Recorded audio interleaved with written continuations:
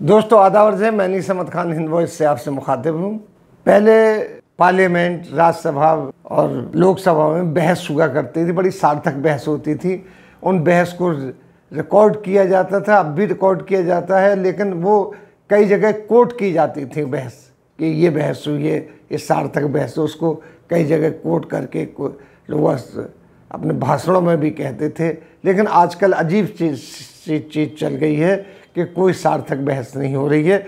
अभी देखिए कि 2014-15 और 2021-22 के कुछ आंकड़े आए हैं कि सरकारी नौकरियों की से, हालांकि मोदी जी ने कहा है कि हर हाथ को काम, हर घर को में नौकरियां दी जाएंगी, सबका साथ सबका विकास चलेगा। लेकिन उन आंकड़ों से पता चलता है कि 2014-15 और 21-22 के बीच में जो आवेदन आए हैं वो 22 करोड़ के लगभग आवेदन आए हैं नौकरियों के लिए, सरकारी नौकरियों के लिए, जिसमें 0.33% लोगों को ही नौकरियां मिली हैं। 0.33% लोगों को नौकरियां मिली, कितना कम है। इसके ऊपर लोकसभा में न राज्यसभा में कोई बहस नहीं हो रही है, किसी किस्म की बात नहीं हो रही है। एक गिरावट जो बराबर चलती चली आ रही, 14-15 यानी जब से मोदी सरकार आई है तब से नौकरियों में गिरावट चलती चली आ रही है, जिसकी कोई चर्चा नहीं हुई है। महंगाई कितनी बढ़ गई है उसकी तो चर्चा हो ही नहीं रही है, सड़कों पे भी नहीं हो रही है। सत्ता की बात क्या है, विपक्ष भी सड़कों पे नहीं उतर रही है। सब कुछ चल रहा है अपने आप में। बहसें किस बात पे चल रही हैं? अगर सदन में देखें तो इन मामलों में तो बहस हो ही नहीं रही है। बहस होने का मतलब है कि निष्कासित कर दिए जाते हैं लोग बाग, जो संसद हैं, सांसद हैं, जो मेंबर्स हैं, उनको निष्कासित कर दिया जाता है। इन चीज़ों में बहस नहीं होती। गैर ज़रूरी चीज़ है। ज़रूरी चीज़ ये है कि हमारी माननीय राष्ट्रपति को राष्ट्रपत्नी क्यों कह दिया। हालांकि अधीर रंजन जो विपक्ष के कांग्रेस के लीडर हैं, उन्होंने इस बात के ऊपर अपने खेद व्यक्त किया है। उन्होंने कहा है कि चूँकि वो बंगाली हैं, उनके प्रोनाउंसिएशन में गड़बड़ी हो गई है, उसके लिए वो माफ़ी मांगते हैं और वो मिलना चाहते हैं पर्सनली राष्ट्रपति जी से और इस बारे में अपना क्लियरिफिकेशन देना चाहते हैं। लेकिन नहीं, बहस आगे तक बढ़ गई और वो बहस अब कांग्रेस वर्सेस बीजेपी ना होके या और ना होके सोनिया गांधी वर्सेस स्मृति ईरानी हो गई है। आप ये देखिए कि इसी बहस के बाद जब ये चर्चा हुई इस बात में, सदन में जब उधम हुआ होने लगा, शोर शराबा होने लगा, तो उसके बीच में सोनिया गांधी से बीजेपी सांसद रमा देवी से कुछ बात कर रही थी। इसी बीच में जो मंत्री हैं और सांसद हैं स्मृति ईरानी, वो बीच में आके बोली, may I help you. Sonia Gandhi ने कह दी कि मुझे आपकी हेल्प की मदद की कोई ज़रूरत नहीं है। उस पर वो नाराज़ हो गई और नाराज़ होकर आके उन्होंने बहुत बड़ा वक्तव्य दे डाला और उन्होंने एक खम ठोक लिया है सोनिया गांधी के खिलाफ। अपने आप को वो नेहरू फैमिली का एक बदल सा मानती हैं, क्योंकि उन्होंने अमेठी में राहुल गांधी को हरा दिया, एक बार हराया।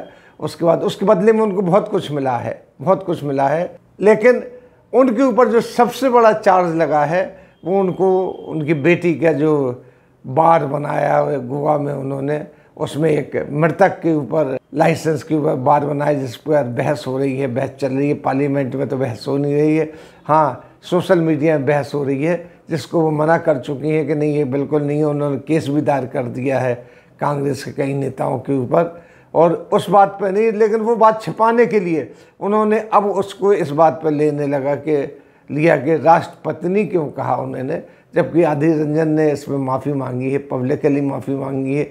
उन्होंने अपने जो इंटरव्यू लिया है जिस रिपोर्टर ने, उसके ज़रिए भी माफ़ी मांगी। उन्होंने कहा कि गलत है, वो उनकी भाषा ऐसी है, क्योंकि वो बंगाली है, वो प्रोनाउंसिएशन में गलती हो जाती है। आपने देखा बंगालियों की प्रोनाउंसिएशन बहुत जल्दी बहुत बड़ी गलती होती है। जैसे वो चाय खावो, चाय पीने की जगह चाय खावो कहते हैं। बहुत सी चीज़ें ऐसी हैं जो कि आम हैं और हर देश में इतनी भाषाएं, सबके तलफ़ुज़ प्रोनाउंसिएशन अलग अलग होते हैं। वो इस बात को गलती मान रहे हैं। लेकिन अब ये मसला यहाँ से ना हट के यहाँ हो गया कि सोनिया गांधी, पूरा मसला सोनिया गांधी के ऊपर आगे टिक गया है। वो भी किसने लेके बैठी हैं? वो स्मृति ईरानी।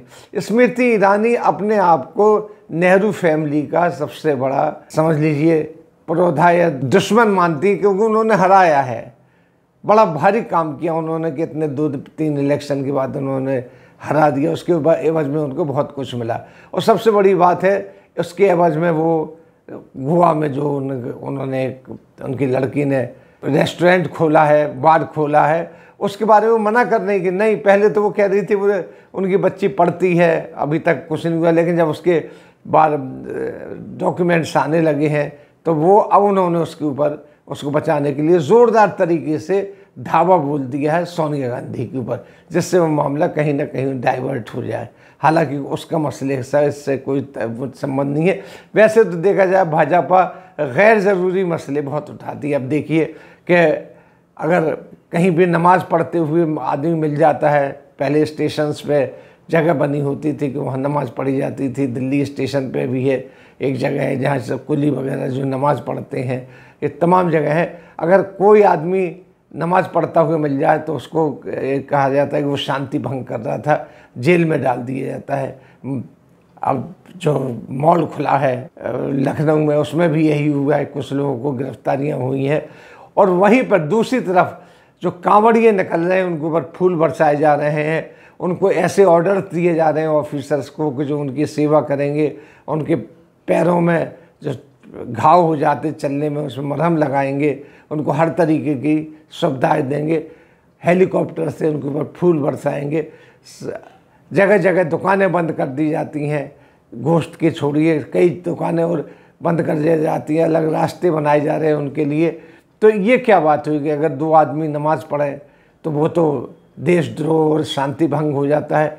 इसमें आप देखिए अगर यूपी में कोई आदमी निकलेगा, हरिद्वार से लेके पूरी आधी यूपी ठप पड़ी होती है, दिल्ली से जाने वाले ठप पड़े होते हैं, अब जो आवागमन बिल्कुल ठप हो जाता है, उसकी कोई चिंता नहीं है। लेकिन उससे कोई शांति भंग नहीं हो रही, कोई कुछ नहीं बोल रहा। कांवड़िए आते हैं जाते हैं, उनकी सेवा होती है, मुसलमान भी खड़े होकर ऊपर उनके ऊपर फूल बरसा रहे हैं, सारा कुछ कर रहे हैं। लेकिन नमाज कांवड़िए, नमाज एक शांति भंग करने का तरीका हो गया। हम कहते कांवड़िए शांति भंग नहीं कर रहे हैं, आ रहे हैं जा रहे हैं, वो शांति जा रहे हैं, लेकिन कहीं कहीं अप्रिय घटना हो जाती है। जिस तरीके से ये कहा गया एक जगह यूपी में कि कांवड़ियों के ऊपर थूका गया है, जो बात में गलत बात साबित हुई है। कई चीज़ें से इल्ज़ाम लगाए जाते हैं जिससे सांप्रदायिकता भड़के। उनके ऊपर कोई बहस नहीं हो रही, महंगाई के ऊपर कोई चर्चा नहीं हो रही है।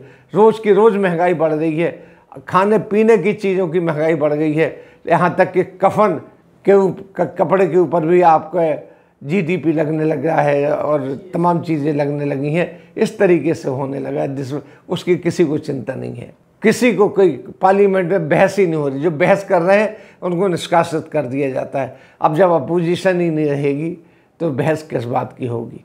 वो तो आप हैं, अकेले हैं, डिक्टेटरशिप चल रही है, कुछ भी कीजिए पास करा लीजिए, कुछ भी कीजिए पास करा लीजिए। और ये कहने का अखबार में आ जाता है कि शांतिपूर्ण तरीके से लोकसभा चली, राज्यसभा चली है। ये गोदी मीडिया कहता है। गोदी मीडिया में आजकल आप देख लीजिए स्मृति ईरानी, सोनिया गांधी विवाद छाया हुआ और दूसरी चीज़ें हैं ही नहीं। आपने आपको बताया कि 0.3% नौकरियां मिली हैं सिर्फ, तो जबकि जो आवेदन आए वो 22 करोड़ से भी ज़्यादा आवेदन आए, उनमें 0.33% नौकरियां मिली हैं। ये सरकार है, ये सरकार रोज़गार दे रही है सबको। तरक्की तब होती है जब पढ़ लिख के आदमी निकलता है, बच्चा निकलता है, उसको नौकरी मिलती है। उसको सबसे बड़ी ये चीज़ होती है कि उसको सरकारी नौकरी मिले या प्राइवेट नौकरियाँ मिले। प्राइवेट नौकरियाँ तो कोविड खा गई हैं। आप ये देखिए कि एक एक दुकान पे जहाँ 3-3, 4-4 वर्कर लगे होते थे, छोटी छोटी दुकान, बड़ी दुकानों में उन्होंने कम कर दिया। बेचारे वो किस तरीके से खाएंगे, किस तरीके से उनका घर चल रहा है, उस पर किसी को चिंता नहीं है। सिर्फ चिंता इस बात के ऊपर है कि सोनिया गांधी ने हालांकि कुछ नहीं कहा है उस मामले में। सोनिया गांधी की गलती भी नहीं है, उनकी पार्टी के एक सदस्य ने ये बात कही जो कि इस बात में शर्मिंदा है। वो कह रहा है कि हम इस बात पे माफ़ी मांगने को तैयार हैं, लेकिन नहीं, बहस चल रही है। क्यों?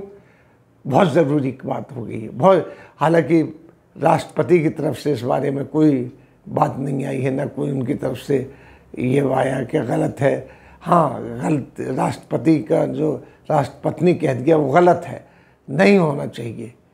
लेकिन वो मसला सब पे भारी पड़ गया है, महंगाई पे, बेरोज़गारी पे, हर चीज़ पे भारी पड़ गया है, नौकरियां नहीं मिल रही उस पर भारी पड़ गया है। यहाँ ये कहा जा रहा है कि अग्निवीर जो रखे जाएंगे उनको नौकरियां मिलेंगी, कितनी नौकरियां मिलेंगी उनके ऊपर भी आप देखिए कि जो आ रहा है कि जो फौजी हैं, रिटायर्ड फौजी हैं, उनको कितनी कम लोगों को नौकरियां मिलती हैं, उनकी भी बहुत कम तादाद होती है नौकरियां मिलने की, वो कहाँ से नौकरियां देंगे। नौकरियां धड़ाधड़ कम होती जा रही हैं, महंगाइयाँ धड़ाधड़ बढ़ती चली जा रही हैं। सबको चिंता है कि अगला इलेक्शन कैसे जीतेंगे, किस तरीके से जीतेंगे। बीजेपी जुगाड़ लगाने में लगी हुई है कि कहाँ की सरकार कैसे गिराई जाए, किस जगह की सरकार जो चल रही है अच्छी खासी चल रही है उसको किस तरीके से गिरा के वहाँ पर बीजेपी की सरकार बना दी जाए या डिस्टर्ब कर दिया जाए किसी भी तरीके से। कई जगह की ऐसी बातें आई हैं, महाराष्ट्र की देख लीजिए, वहाँ सरकार गिरा दी गई लेकिन अभी तक सरकार नहीं बनी है। इसके अलावा झारखंड में भी यही चल रहा है। इसके अलावा कई जगह ऐसा चल रहा है कि सरकार गिराने की, जहाँ जहाँ कांग्रेस की सरकार है वहाँ सरकार गिराएंगे। सरकार बन नहीं रही है। अभी आप महाराष्ट्र का बताया मैंने, महाराष्ट्र में अभी तक सरकार नहीं बनी है। 25 दिन से ज़्यादा हो गया, बड़ी धूमधाम से वहाँ पर बीजेपी आ रही थी और दूसरी पार्टी आ रही थी जो शिवसेना से टूट के आई, सरकार नहीं बनी है। इसी तरीके से अब दूसरी जगह भी ऑपरेशन ब्लैक कमल चल रहा है कि सरकारें गिरा दी जाएँ, सरकारें गिरा दी जाएँ, सरकार बनाई न जाए, महंगाई बढ़ती जाए, उस पर चर्चा ना हो। सिर्फ इसलिए पूरे देश में डिस्टर्ब कर दिया गया और गोदी मीडिया पूरी तरीके से इसका साथ दे रहा है। इसी के साथ हम आपसे लेते हैं विदा। अगले अंक में फिर हाजिर होंगे, तब तक के लिए दीजिए हमें इजाज़त।